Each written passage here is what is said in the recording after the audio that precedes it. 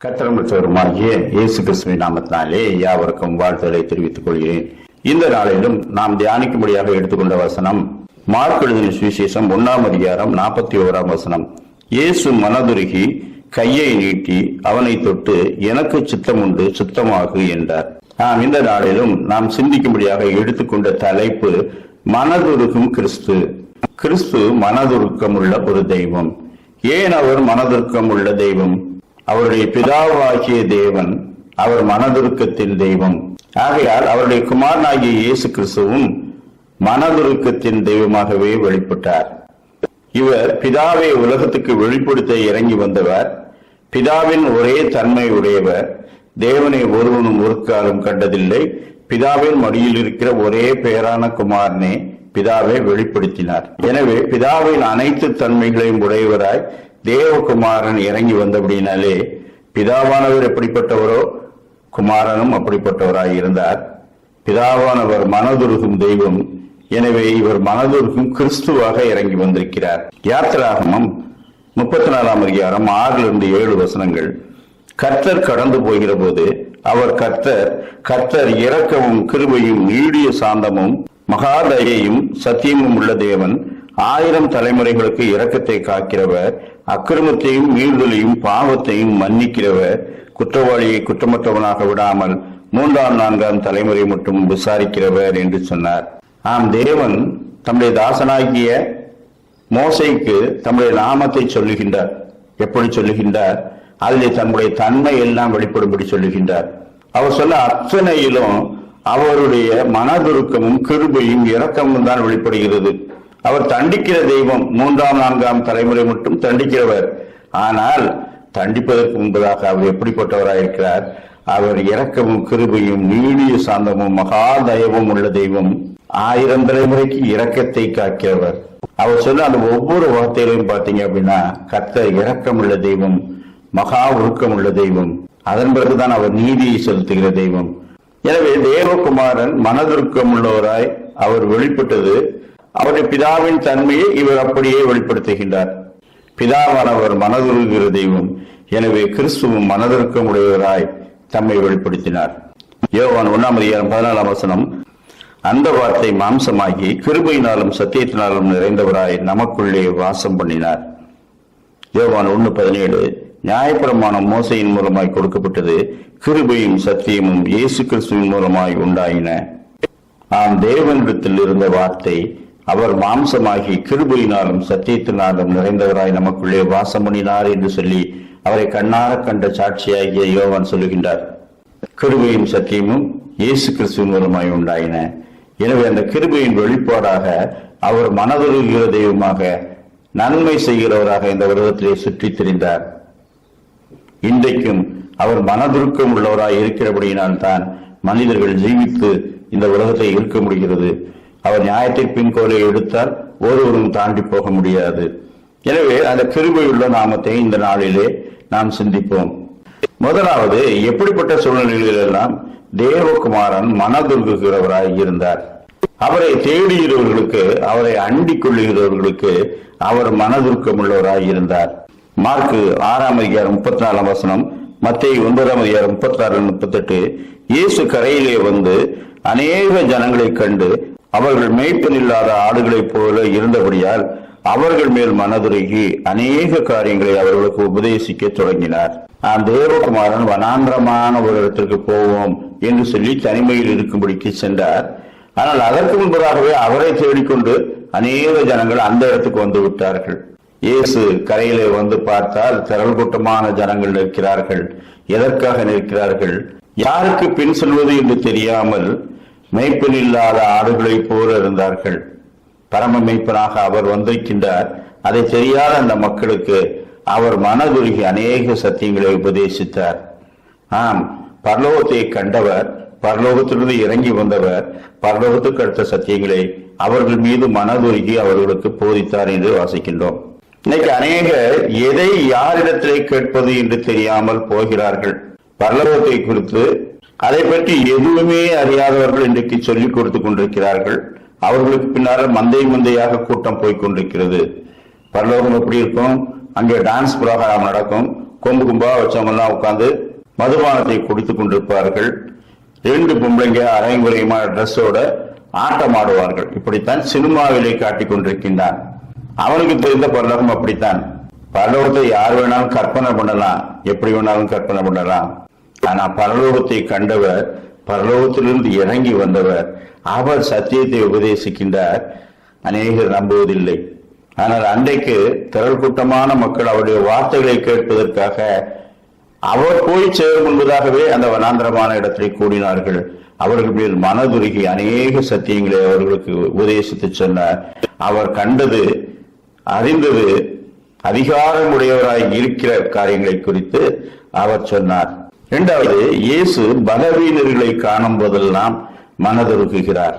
அவர் ஜனங்களை கண்டு அவர்கள் மேல் மனதுருகி அவர்களில் வியாதியாய் இருந்தவர்களை சுஸ்தமாக்கினார். அவர் போகும் இடமெல்லாம் அவரை பின்தொடர்ந்து நோயுற்றவர்களும் பாதிக்கப்பட்டவர்களும் போய்கொண்டே இருந்தார்கள். எதற்காக? சுகமாக்கி விடுதலை பெறும்படிக்கு. அவர்களை வந்த எல்லாரும் சுஸ்தமானார்கள். அவர்களை வந்து குணமாகாமல் யாருமே திரும்பி போகவில்லை. எசேக்கியேல் 34:16, நான் காணாமற் போனதை தேடி துரத்துள்ளதை திரும்ப கொண்டு வந்து எலும்பு முறிந்ததை காயங்கட்டி நசல் கொண்டதை திடப்படுத்துவேன். இயேசு கிறிஸ்துவின் ஊழியம் என்ன? திடப்படுத்துகிற ஊழியம், காயங்கட்டுகிற ஊழியம், காயப்பட்டதை குணமாக்குகிற ஊழியம். அந்த ஊழியத்தை தேவகுமாரன் செய்தார்.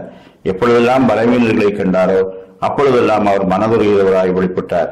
3வது, தமது வல்லமையின் மீது நம்பிக்கை உள்ளவர்களை குணமாக்குகிறார். அவர்கள் மீது மனதுருகுகிறார். இயேசுவிடத்தை போனால் நாங்கள் விரும்புவது கிடைக்கும் என்று சொல்லி யாரெல்லாம் நம்பிக்கையோடு அவரை பின்தொடர்ந்து சென்றார்களோ அவர்கள் விரும்புவதை தந்தார். கானானிய ஸ்திரீ விடாப்பிடியாக அவரை பின்தொடர்ந்தாள். ஸ்திரீ, நீ விரும்புகிறபடி உனக்காக கிடவுது என்று சொன்னார். அவர் மீது நம்பிக்கையை வைத்து அவரை விடாப்பிடியாக பற்றி கொண்டவர்களுக்கு அவர் மனதுருகிற தெய்வமாய் இருக்கின்றார். மத்தேயு 20:30-34, ஆண்டவரே, தாவீதின் குமாரனை எங்களுக்கு இறங்கும் என்று கூப்பிட்டார்கள். இயேசு நின்று அவர்களை தம்மிடத்திலே அழைத்து, நான் உங்களுக்கு என்ன செய்ய வேண்டும் என்றிருக்கிறீர்கள் என்றார். அதற்கு அவர்கள், ஆண்டவரே, எங்கள் கண்களை திறக்க வேண்டும் என்றார்கள். இயேசு மனதுருகி அவர்கள் கண்களை தொட்டார். உடனே அவர்கள் பார்வையடைந்து அவருக்கு பின் சென்றார்கள். 2 குருடர்கள் வழியிலே உட்கார்ந்து பிச்சை கேட்டுக் கொண்டிருந்தார்கள். இயேசுவை பார்த்து தாவீதின் குமாரனை இறங்கும் என்று கூப்பிட்டார்கள். இயேசு அவர்களை அழைத்து, உங்களுக்கு என்ன வேண்டும் என்று கேட்கின்றார்.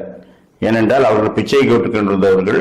இயேசுவிடத்தை நிறைய கேட்கலாம், பிச்சையும் கேட்கலாம், அதற்கு மேலாகவும் கேட்கலாம். நான் உங்களுக்கு என்ன செய்ய வேண்டும் என்று இருக்கிறீர்கள் என்று ஆண்டவர் கேட்கின்றார்.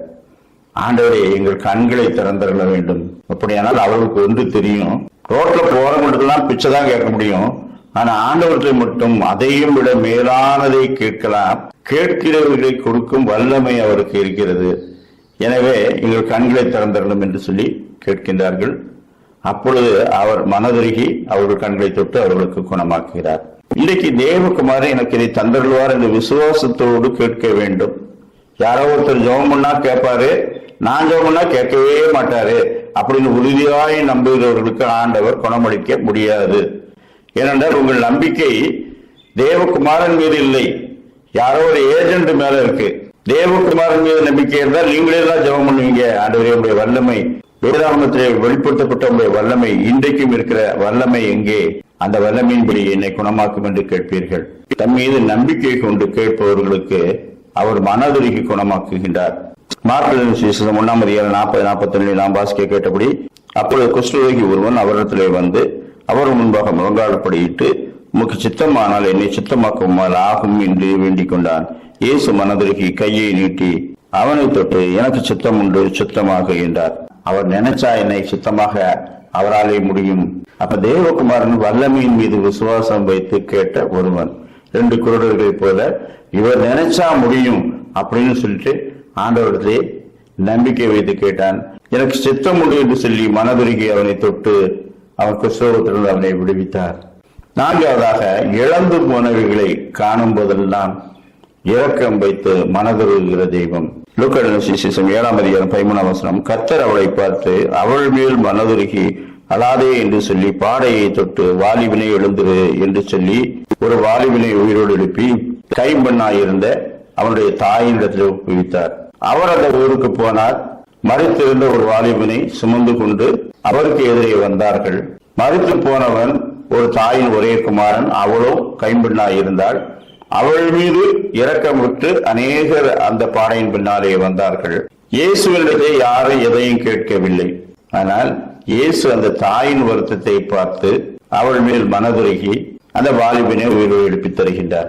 இப்ப கேட்காமலேயே அருள் செய்கிற தெய்வம் எதை கண்டு, ஒரு தாயின் மகா துக்கத்தை கண்டு தன்னுடைய நம்பிக்கையெல்லாம் அற்றுப்போன நிலையிலே இனி வாழ்ந்த பயனில்லை என்ற நிலைக்கு வந்த ஒரு தாயை கண்டு அவள் மீது மனதுருகி, இன்னைக்கு வாழ்க்கையில நமக்கு நம்பிக்கை ஏற்று போன நிலையில கர்த்தர் நம்மை காண்கின்றார், நம் மீது மனதுருகிறார், இழந்து போனதை மீண்டும் தருகிறார்.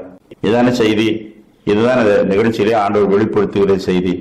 நீங்க அவரை அறிந்து அவர்களை கேட்காவிட்டாலும் உங்களை அறிந்திருக்கிறவர், உங்கள் மீது மனதுருகிற தெய்வம், நம்பிக்கையற்ற நிலையிலே நம்பிக்கையை மீண்டும் தந்து வாழ்வழிக்கிற தெய்வமாக வெளிப்படுகிறவர். அவர் மனதுருக்கத்தின் தெய்வம். அதை எல்லாரும் உணர்ந்து கொள்ளும்படிக்கு ஏற்ற காலத்திலே அங்கே வெளிப்படுத்துகின்றார். ஏற்ற காலத்திலே நமக்கு வெளிப்படுத்துகின்றார். அதைத்தான் பேதுரு அப்போஸ்தலன் சொல்கின்றார், அவர் உங்களை விசாரிக்கிறவர் ஆனபடியினான். அவர் விசாரிக்கிற தெய்வம், கண்டுகொள்ளாமல் போகிற தெய்வம் அல்ல. நாம் எல்லாவற்றையும் மறந்திருக்கிற தெய்வம். அவர் மனதுருக்கத்தின் தெய்வம். ஐந்தாவதாக, பாவங்களை மன்னிக்கும்படி மனதுருகிற தெய்வம். ஏதோ ஒரு நேரத்தில் மனதுருகி ஏதோ ஒரு உதவியை செய்து விட்டு போகிற தெய்வம் அல்ல, என்றென்றைக்கும் இருக்கும் நித்திய லோகத்தை தரும்படிக்கு பாவங்களை மன்னிக்கிற தெய்வம். சீமோன் என்ற பரிசேயன் வீட்டிலே இயேசு பந்தி இருந்தார். அங்கே பாவியான ஸ்திரீ அவருடைய பாதங்களிலே கண்ணீரால் அபிஷேகம் செய்து பாதங்களை முத்தம் செய்து தலைமயிரினால் துடைத்து பரிமள தைலம் பூசினாள். அப்பொழுது சீமோன், இவர் தீர்க்கதரிசியாக இருந்தால் தம்மை தொடுகிறவள் இன்னார் என்று அறிவாளே, இவள் பாவியா இருக்கிறாளே என்று நினைக்கிறான். அப்படியானால் அவள் பாவியா இருக்கிறாள், இவர் ரொம்ப பரிசுத்தமானவர். அதனால இயேசுவை கூப்பிட்டு விருந்து வைக்கிறாரு. ஏதோ இயேசுக்கு ஒரு நேரம் சோறு போட்டாரு, ஆண்டவருக்கே சாப்பாடு போட்டோம் அப்படின்னு சந்தோஷமா உட்கார்ந்து இருக்கேன். நான் வந்தது முதல் இவள் என் பாதங்களை கண்ணீரால் அபிஷேகம் செய்து முத்தம் செய்து பரிமள தைலத்தை பூசி இருக்கிறார். இவள் செய்த அநேக பாவங்கள் மன்னிக்கப்பட்டது, இவள் மிகவும் அன்பு கூர்ந்தாளே.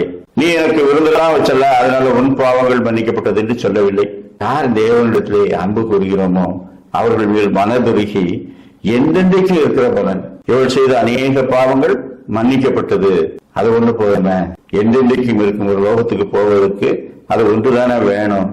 அப்படி என்னால் பூமியிலே புசிக்கவும் குடிக்கவும் வாழவும் கர்த்தர் அநேக காரியங்களை தருகிறார். நன்றி இதயத்தோடு அவற்றுக்கு நம்ம நன்றி செலுத்துவோம். ஆனால் எந்தெந்தைக்கும் இருக்கிற ஒன்றை தந்திருக்கிறார், அது பாவ மன்னிப்பாகிய ரட்சிப்பு. அதை நினைச்சு பார்த்திருக்கோமா? எல்லாவற்றிலும் பெரிதானவற்றை தருகிறவர், அதை அவர்களை கேட்டிருக்கிறோமா? அவர் மட்டுமே தர முடிந்த ஒன்று, அதை கேட்டிருக்கின்றோமா? ஆனா இங்கே அந்த ஸ்திரீக்கு கிடைக்கிறது. அவர் பாவங்களை மன்னிக்க மனதுருக்கம் உள்ளவர். ஏசாயா 55:7 துன்மார்க்கன் தன் வழியையும் அக்கிரமக்காரன் தன் நினைவுகளையும் விட்டு கர்த்தரிடத்தில் திரும்ப கிடவன், அவர் அவன் மேல் மனதுருக்குவார். நம்முடைய தேவனிடத்திற்கே திரும்ப கிடவன், அவர் மன்னிக்கிறதற்கு தயவு பெருத்தவராயிருக்கிறார். நாம் தீர்க்கதரிசி தேவனை குறித்து சொல்லும் போது மனதுருகுகிற தெய்வம், தயவு பெருத்த தெய்வம், அதைத்தான் குமாரன் வெளிப்படுத்தினார். மனதுருகுகிற தெய்வம், தயவு பெருத்த தெய்வம். அதனால்தான் அவர் பாவங்களை மன்னிக்கிறார். தமிழத்திலே திரும்புகிறவர்கள் மீது மனதுருகுகிற தெய்வம். கெட்டகுமாரன் தகப்பனிடத்திலே திரும்பும் போதுதான் அவனுக்கு அவருடைய மனதுருக்கத்தை வெளிப்படுத்த முடிந்தது. எங்கேயோ பண்ணி வைத்துக் கொண்டிருக்கும் போது தகப்பன் அவனை தேடி போய் அவன் மீது அன்பு காட்டவில்லை. தன்னிடத்திலே வரும் மட்டும் அவர் காத்திருந்தார். ஆனால் தூரத்திலே வரும்போதே அவர் ஓடி சென்று அவனை கட்டிப்பிடித்து அவன் மீது மனதிற்கத்தை வெளிப்படுத்தினார். நாம் தேவனிடத்திலே திரும்பும் போது அவர் சந்தோஷமா நம்மை ஏற்றுக்கொள்கிறார். நம்மை ஒப்புரவாக்கிக் கொள்ள அவர் சித்தமுள்ளவராய் இருக்கிறார். ஏனென்றால் அவர் மனதுருக்கத்தின் தெய்வம், அவரிடத்தை திரும்ப வேண்டும். ஏசாயா 30:18 ஆனாலும் உங்களுக்கு இறங்கும்படி கர்த்தர் காத்திருப்பார், உங்கள் மேல் மனதிருக்கும்படி எழுந்திருப்பார். கர்த்தர் நீதி செய்கிற தேவன், அவருக்கு காத்திருக்கிற அனைவரும் பாக்கியவான்கள். நமக்கு இரக்கம் செய்வதற்கு கர்த்தர் காத்திருக்கிறாராம். என்னிடத்திலே எப்பொழுது திரும்பி வருவான்? வந்தவனிடத்திலே என்னுடைய கிருபையை காட்ட வேண்டும், என்னுடைய இரக்கத்தை காட்ட வேண்டும் என்று தகப்பன் காத்திருப்பது போல காத்திருக்கிற தெய்வம். அவரிடத்திலே திரும்பும் போது அவருடைய அந்த மனதுருக்கத்தின் கிருபைகளை நாம் பெற்றுக் கொள்கிறோம். எனவே ஏற்ற சமயத்தை சகாயம் செய்யும் கிருபையை அடைபிடிக்க நாம் தைரியமாய் கிருபாசன தண்டையிலே கிட்டி சேர கிடவோம். ஒவ்வொரு ஞாயிற்றுக்கிழமை ஆராதனையிலும் கிருபாசன தண்டையிலே கிட்டி சேருகிறோம். எனவே தொடர்ந்து அவரை பற்றிக் கொள்வோம், அவருடைய மனதுருக்கத்தின் மீது நம்பிக்கை வைப்போம். கர்த்தர் தாமே அப்படிப்பட்ட நல்ல சிந்தனைகளை இந்த நாளிலும் நமக்கு தந்தருள்வாராக. ஆமேன். ஜெபம் செய்வோம். இரக்கமுள்ள பிதாவே, கிருபையுள்ளவரே, பிதாவின் ஒரே பேரான குமாரனே, பிதாவின் தன்மை உடையவரே, பிதாவை வெளிப்படுத்தினவரே, பிதா இரக்கமும் கிருபையும் நீடிய சாந்தமுள்ள தெய்வம், பிதாவின் இரக்கத்தையும் கிருபையும் எங்களுக்கு வெளிப்படுத்தினவரே, உண்மை நோக்கி பார்க்கிறோம், உண்மை அண்டிக் கொள்கிறோம். எங்கள் மேல் மனதுருகும் உமது மனதுருக்கத்தின் கிருபையை பெற்றுக்கொண்டு உமக்கு ஆராதனை செய்ய நல்ல கிருபைகளை தந்திட வேண்டும் என்று கர்த்தர் இயேசுவின் மூலமாக வேண்டிக் கொள்கிறோம் சாமி. ஆமேன்.